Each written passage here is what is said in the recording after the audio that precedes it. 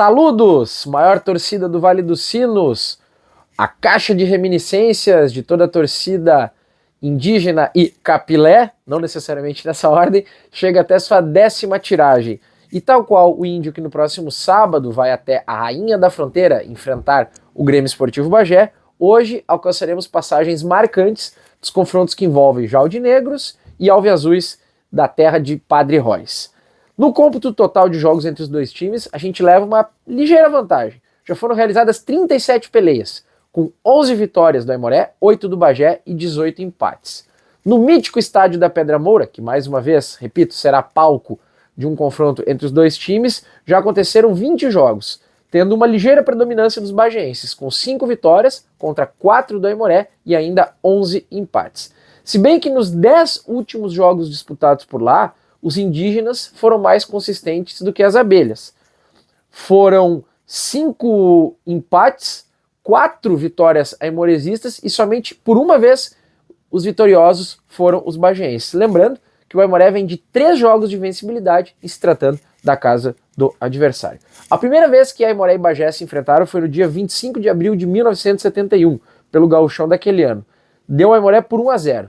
Dali em diante, o índio só voltou a se dar bem contra o Bagé em 1984, quando no dia 14 de outubro daquela temporada, em jogo válido pelo gauchão, justamente daquele ano, houve esse triunfo aimoresista. E vale ressaltar uma questão interessante. Esses 2 jogos que falei há pouco e alguns outros que aconteceram, todos eles foram em São Leopoldo, ou seja, até aquele momento ali, as vitórias aimoresistas só tinham acontecido no Monumental do Cristo Rei.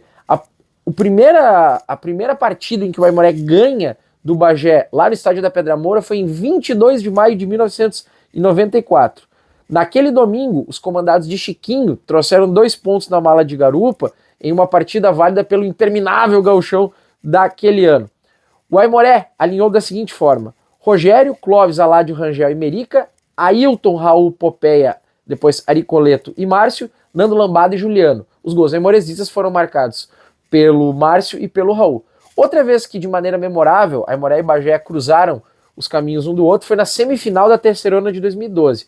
Após vencer o primeiro jogo por 1-0, com gol do nosso artilheiro nipônico Japa, o Screte Alvezul levou a melhor com o mesmo marcador, 1-0 também, evidentemente, no jogo disputado em 4 de novembro de 2012. Um público fantástico no Monumental do Cristo Rei. Naquela ocasião, Gelson Conte alinhou o Aimoré da seguinte maneira: Marcelo Pitol, Jean, Gerson, Luiz Henrique, Alex, Toto, depois Ian, Marquinhos, Márcio Reis e Gabriel, depois Wagner Tizil, Japa e Clécio, depois Thiago Matos. O gol aimoresista foi marcado pelo Gabriel e com essa classificação à final, automaticamente o Aimoré ascendeu para a divisão de acesso, ou segundona, de 2013. Mas para que não digo que esse programa é parcial, vamos lembrar também uma situação em que o Aimoré se deu mal e o Bagé se deu bem. Foi em 1982, na final da segundona daquele ano. A gente já falou alguns programas atrás que Aimoré e Bagé subiram juntos naquela ocasião. Mas, por mais que ambos tenham subido até a divisão especial, quem foi o triunfante daquela competição foi o Grêmio Esportivo Bagé.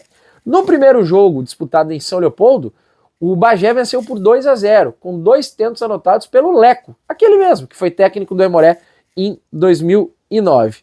No jogo derradeiro, disputado na Pedra Moura em 8 de maio de 1983, houve igualdade no marcador. O placar foi de 1-1.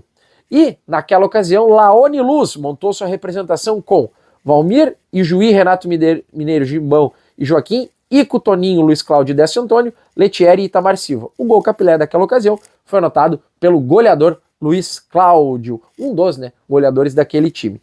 Bueno, agora abrindo nossa rica tablatura de recortes e jornais, confira aí essa reportagem do jornal Do Dia, de 28 de junho de 1960, que relata uma vitória do Aimoré no velho estádio da Taba Índia, no bairro Rio dos Sinos, onde hoje ali, do ladinho da BR, todo mundo sabe, tem aquela loja de caminhões hoje. O Aimoré venceu o Veronese, repito, por 3-1.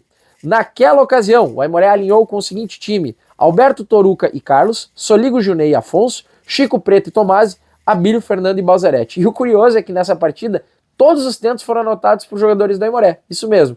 Os 3 gols a favor, 2 do Abílio e 1 do Balzarete. E o gol dos caras foi anotado, um gol contra do zagueirão Toruca.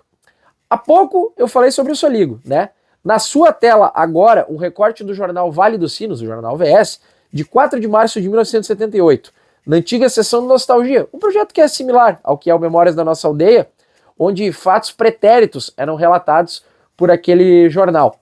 E esse fato aqui, em questão, é o início dos trabalhos de uma temporada na década de 60, tendo o Itacir Mandelli como diretor de futebol e o Soligo já como treinador do Aimoré. Bem legal.